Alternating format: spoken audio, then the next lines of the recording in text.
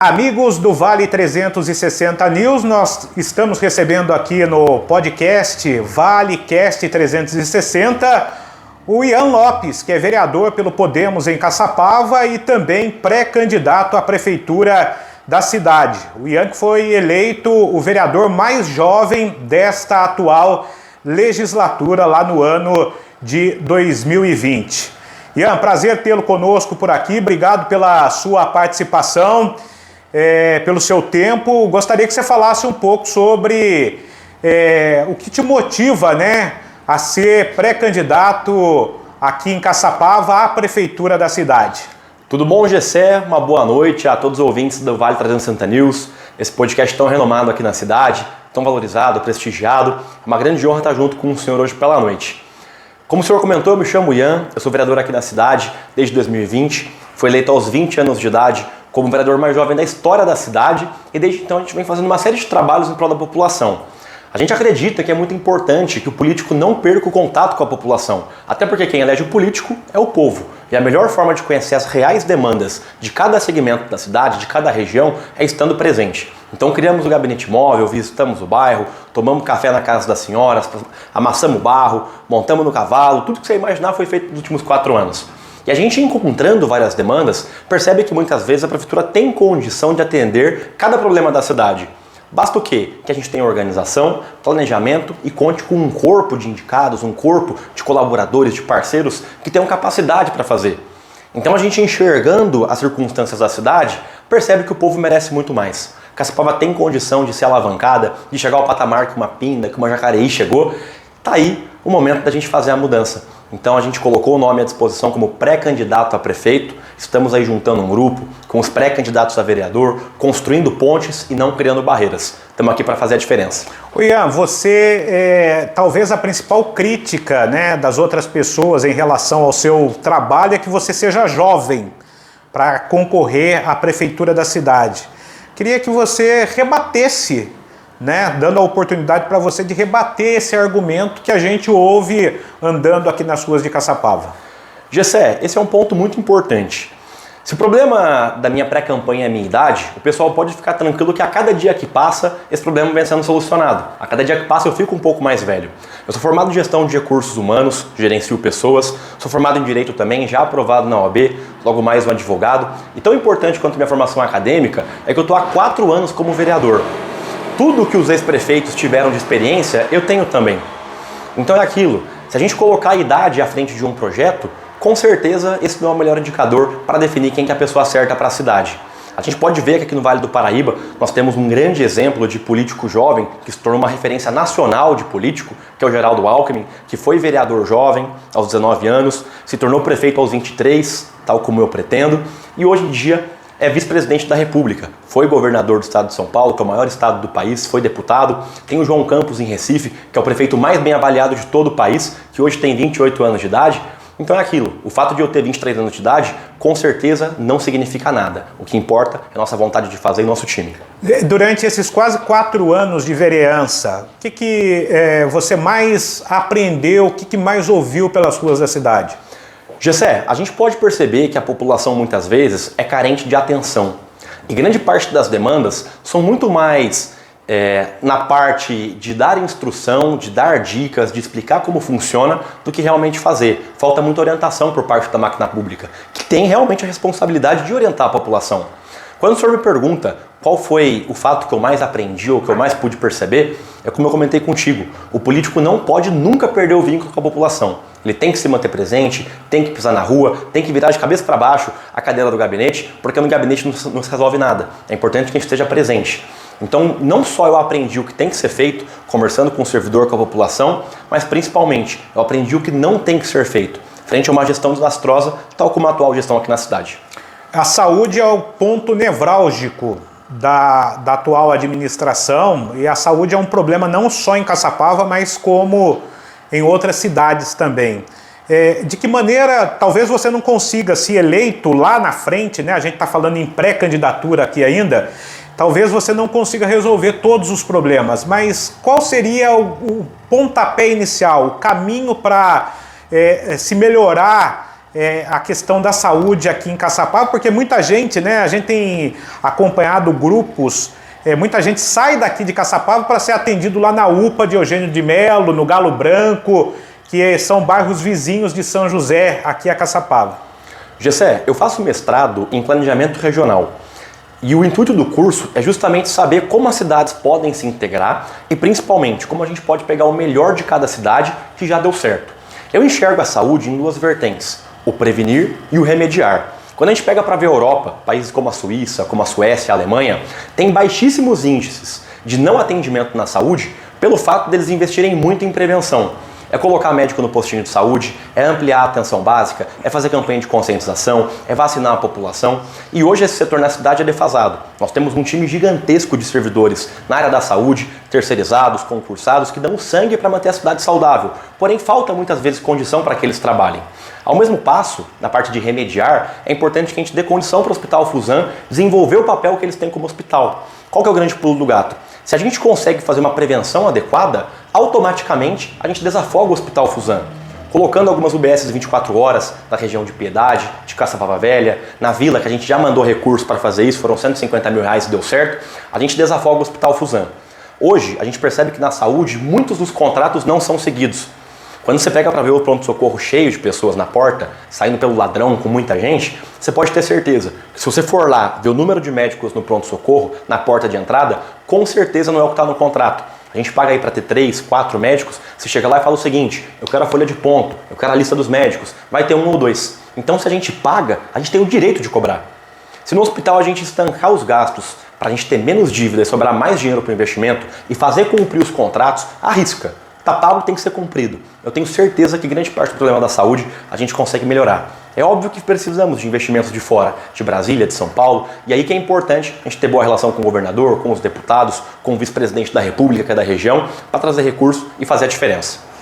Nós estamos conversando aqui com o Ian Lopes, que é vereador em Caçapava, pré-candidato à prefeitura da cidade, está falando um pouquinho da carreira dele, está falando um pouquinho dos planos como pré-candidato.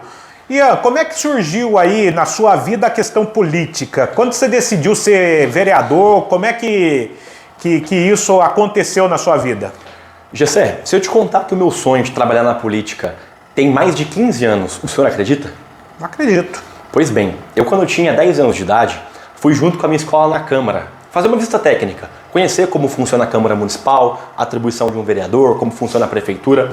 E por sempre estar envolvido em questões sociais da cidade, trabalhos voluntários, eu enxerguei naquela época que talvez a ferramenta de mudança fosse por meio da política. Não só por ter recursos para isso como vereador, como prefeito, mas principalmente por ser quem traça as metas para a cidade. Então eu fiquei inquieto e falei, nossa, por que não a gente não estar na política? Se é algo democrático para todos, a gente poderia, em um futuro não tão distante, conseguir chegar até lá. Então, em 2020, a gente colocou o nome à disposição para concorrer a vereador. Nós tivemos quase 1.100 votos, uma campanha sem partido político abraçar, sem recurso partidário, sem padrinho político, e mesmo assim deu certo. Então, a gente vem quebrando barreiras desde então e mostrando que sim, é possível fazer política de uma forma diferente em prol da população.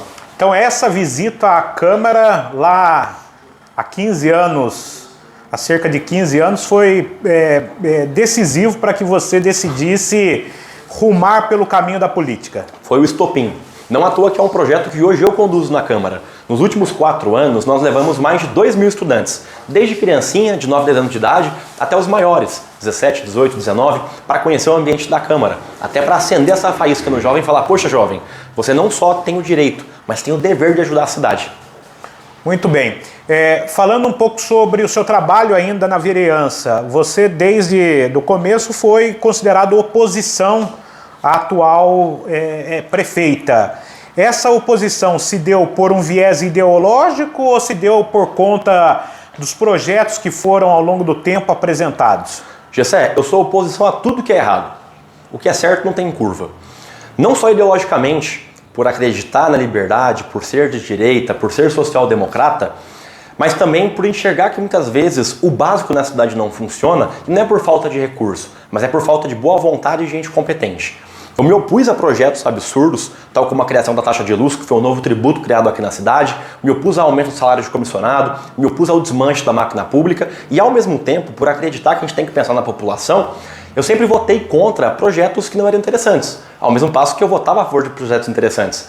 Então a minha oposição não é pela pessoa, mas sim pelo modelo de gestão que eu discordo e quero fazer diferente, mas principalmente pelas pautas que julgaram ser prioridade para a gestão e que para mim não eram. Mas em algum momento você votou a favor de alguns projetos da atual gestão? Votei a favor de plano de mobilidade urbana, votei a favor de plano de resíduos sólidos, de lei de compensação ambiental, alguns projetos em prol da causa autista dos servidores. O que era bom eu votava, tal como eu voto ainda hoje. E o que é ruim eu me oponho.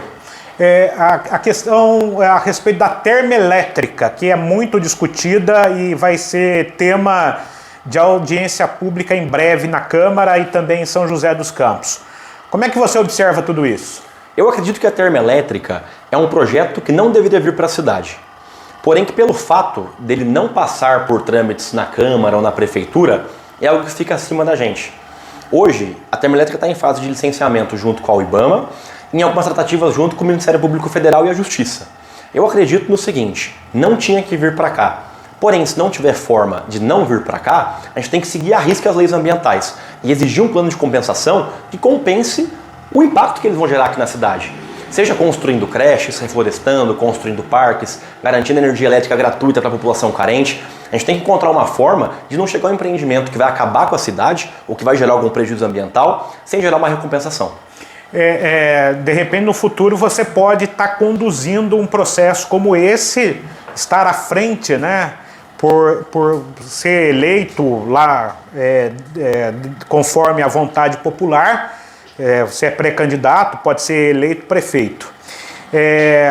Se isso acontecer de fato, como que você vai fiscalizar essa questão do cumprimento ambiental? Porque a gente tentou uma entrevista com a Natural Energia, que é a empresa responsável, até para fazer o questionamento diante dos casos que aconteceram no Rio Grande do Sul, que aconteceu em São Sebastião por conta dos desastres climáticos, né?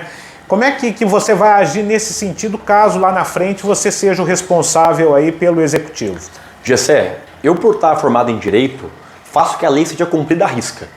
Você pode ver que a gente tem aqui na cidade a fiscalização ambiental, a nível estadual tem a Polícia Ambiental e os demais órgãos, tal como o GAEMA, que eu tenho uma ótima relação, e a nível federal tem o IBAMA e vários outros órgãos. A gente pretende manter uma relação muito próxima com cada um deles, para que não só o município fiscalize, mas que o Estado e o governo federal também façam com que a lei seja cumprida à risca. Então é aquilo, a gente não só quer um plano de contrapartida à risca do prejuízo ambiental que esse projeto vai causar, mas também a gente quer que a fiscalização fora de Caçapava mantenha o olho sempre aqui em cima.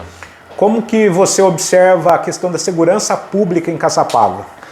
Gessé, nós somos hoje uma das cidades mais perigosas de todo o estado de São Paulo. A gente deixa muito a desejar nesse quesito, na minha opinião. Como melhorar isso?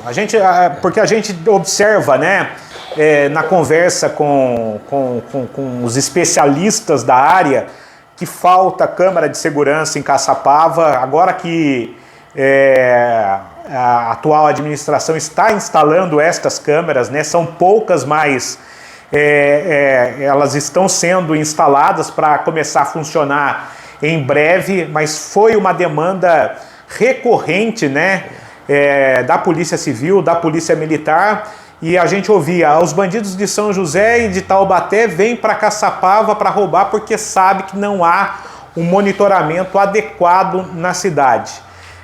Como é que você, como vereador, durante esse período, observou essa questão? E eu aproveito para perguntar o seguinte, a respeito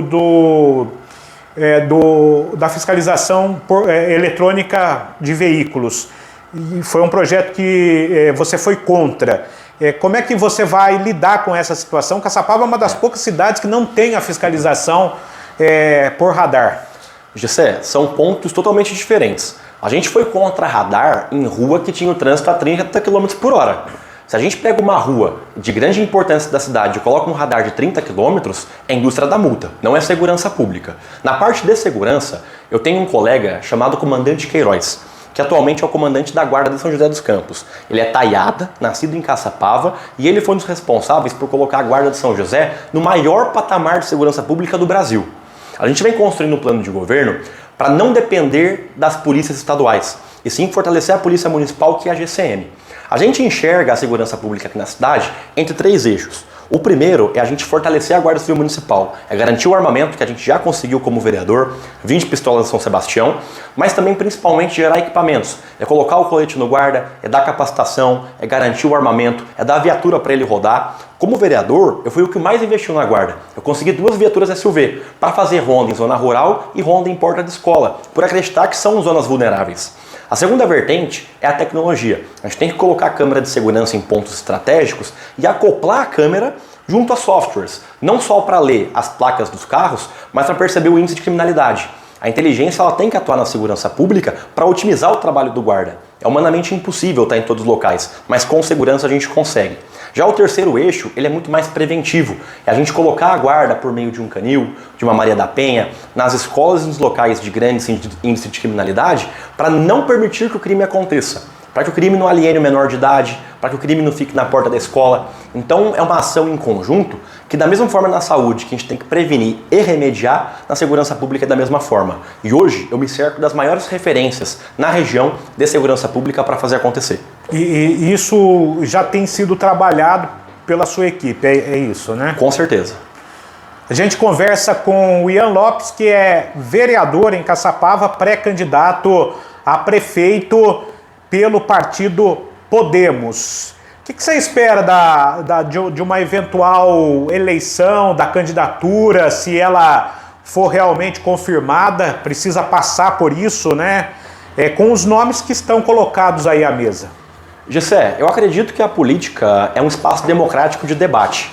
Independente do viés ideológico, a população tem o direito de escolher quem é melhor para governar a cidade. Eu não só venho construindo um time de profissionais experientes e técnicos, não só para montar um plano de governo, mas para fazer campanha e principalmente ter um pós-campanha decente. Eu não quero vender alma pro diabo para ganhar a eleição e depois ficar vendido para forças terceiras da prefeitura.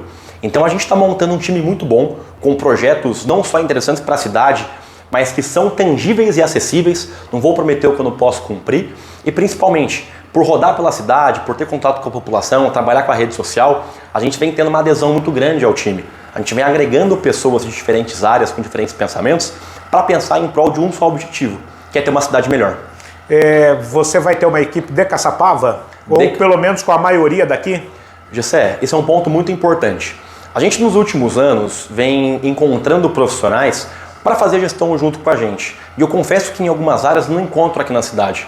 Um exemplo é o engenheiro de trânsito. Há 2 anos eu faço vídeo, coloco em jornal, falo em live, falo em entrevista que eu quero encontrar um engenheiro de trânsito até para me ajudar a montar o plano de governo, que a gente não encontra.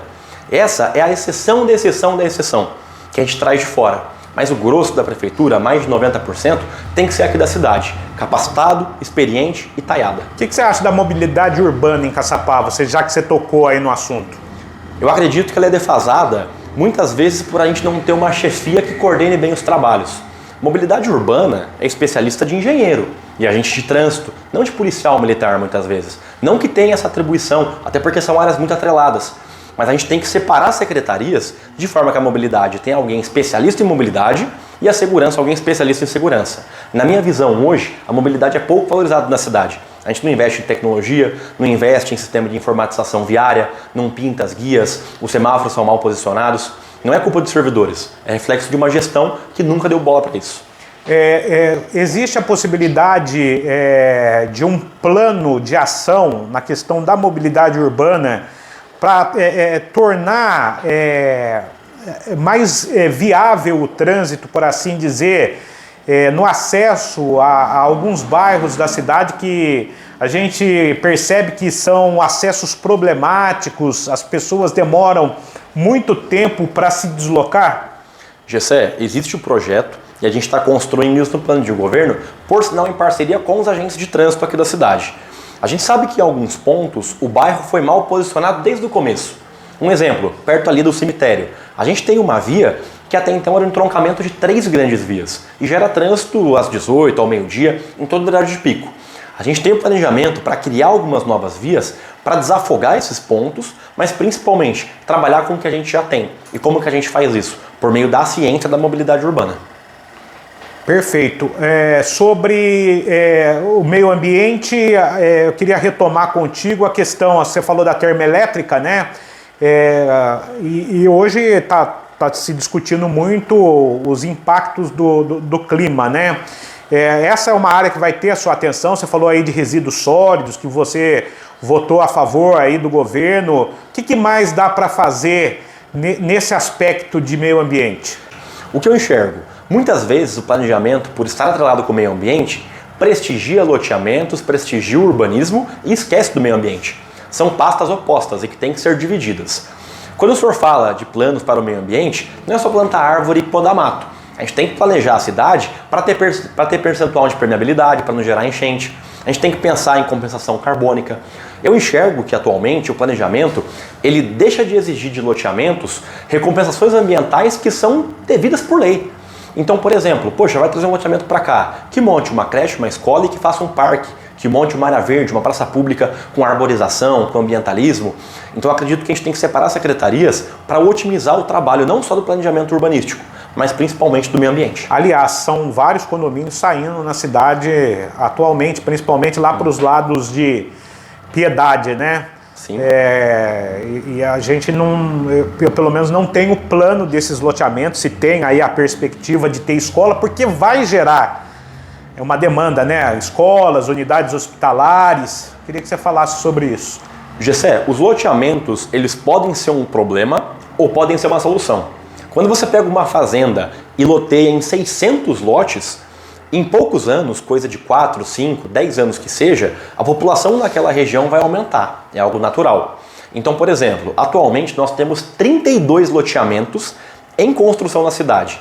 A perspectiva nossa, pelos nossos cálculos, é que em 10 anos a população da cidade aumente em 50%. Se hoje são 100 mil, daqui a 10 anos serão 150 mil. Se hoje não comporta essa população em vaga de hospital, em vaga em creche, em rua, em segurança pública, se a gente mantiver a estrutura que a gente tem hoje e ampliar a população, a cidade vai entrar em pane. A gente vai engatar ré e voltar para trás. Por que pode ser a solução? Quando a gente pega um loteador, uma empresa, uma empreiteira, a gente tem o direito, amparado por lei, de exigir uma contrapartida decente. Fala ao loteador, você quer dividir a fazenda aqui em vários lotes? Faça uma escola, um parque e um postinho de saúde. Asfalte 10 vias, coloque esgoto em um bairro que não tem. Então, se a gente souber otimizar a chegada desses empreendimentos, a gente consegue tornar a cidade não só melhor para quem está chegando, mas para quem já está por aqui atualmente. Existe a possibilidade de Caçapava deixar de ser uma cidade dormitório para se tornar uma cidade mais tecnológica, de repente um pouco mais industrial? A gente percebe que não há áreas muito grandes, mais em São José. Taubaté está tentando também trazer puxando os investimentos industriais de tecnologia para a cidade. E Caçapava, onde fica nisso? Gessé, não só é uma perspectiva, mas que a gente pode transformar em realidade. Quando a gente fala de transformar a cidade em algo industrial, em algo tecnológico, é um investimento a médio prazo. Qual que é o grande problema do gestor? É não enxergar além do presente. Então a gente fazendo algumas edições em lei de zoneamento, lei de mobilidade urbana, plano diretor principalmente, a gente não consegue planejar uma cidade para daqui a 10 anos. A gente não só quer atualizar a legislação municipal, mas criar programas de incentivo fiscal para que as empresas venham para cá. Por sinal, a minha tese de mestrado é sobre isso. É com a gente encontrar formas de tornar uma cidade atrativa. Se a gente pega uma empresa que vai gerar 1000 empregos, por que ela tem que vir para Caçapava? Por que não ir para São José, para Taubaté, para Jambeiro? A gente tem que ser uma cidade atrativa. É conceder terreno, é isentar de IPTU, é isentar de ISS, é criar formas do governo ser parceiro de uma empresa. A gente não pode enxergar o empresário como um inimigo. Ele não só é, como tem que ser cada vez mais um parceiro. Na questão de moradia, Caçapava tem um problema, um déficit também habitacional. O governo anterior a esse que está aí, eu digo no governo do estado, investiu, mas não investiu o que era necessário. e o Tarcísio parece que está tentando fazer com que a coisa vire de uma outra maneira. Tem algum plano? Você tem algum plano para moradia, para pessoas que são pessoas de rua? Eu sei que são coisas diferentes, né? Mas uma coisa não deixa de estar ligada à outra. Qual é a sua perspectiva? Gessé, referente à moradia, é uma responsabilidade muito mais do governo do estado do que municipal. A gente não só na vereança, mas também uma futura prefeitura, quer manter esse vínculo com o governo do estado muito quente. Até porque assim que sair um convênio, uma construção de CDHU, Caçapava tem que ceder terreno e tem que ter espaço para isso. A gente tem que ser sensível a quem mais precisa. Quando a gente fala de moradores de rua, é um problema muito mais de saúde pública do que de moradia. Então você pega para ver, por exemplo, a gente pode dividir os moradores de rua em duas categorias. Pessoas que são daqui e têm um problema de saúde, seja mental, de dependência química, eles têm que ser tratados, mas um problema de segurança pública, de pessoas que vêm de fora, que cometeram delitos, que agiram de forma ilícita e que hoje se refugiam aqui na cidade. A gente tem que ter um olhar separado para tratar quem precisa e, ao mesmo tempo, fiscalizar quem não poderia estar cometendo ato ilícito por aqui. Opa, campeão, você está fugindo da polícia? Vamos para a delegacia. A lei tem que ser cumprida. Opa, você está com problema de saúde, problema de dependência? Vamos tratar. Convenir a prefeitura com clínica. Então a gente pretende não só garantir a moradia, mas dar amparo para quem precisa e punir quem tem que ser punido. E a educação, onde entra? A educação é um ponto, Gessé, que estrutura a cidade. Se a gente quer gerar uma cidade com mais empresas, com mais estrutura, comportar um aumento populacional, é imprescindível que Caçapava tenha formas de capacitar a população. Não adianta ter uma população jovem querendo trabalhar sem ter formação, até porque a indústria demanda de muitas vezes uma capacitação. A gente não só quer investir em cursos de capacitação, mas pensar em alguma forma talvez de até criar um colégio técnico municipal. Esse é um projeto que a gente vem desenhando ainda para ver a viabilidade financeira e talvez pensar em alguma forma de agregar esse projeto com alguma empresa da cidade, por meio de naming rights, que a gente vende os espaços de publicidade, por meio de programa de incentivo. Opa, vai vir uma empresa aqui para a cidade? Você ganha uma isenção, mas tem que bancar um colégio. A gente está desenhando ainda no plano de governo esse formato, até para que quando a gente protocolar no TSE, a gente tenha certeza que isso é viável e que pode vir a acontecer.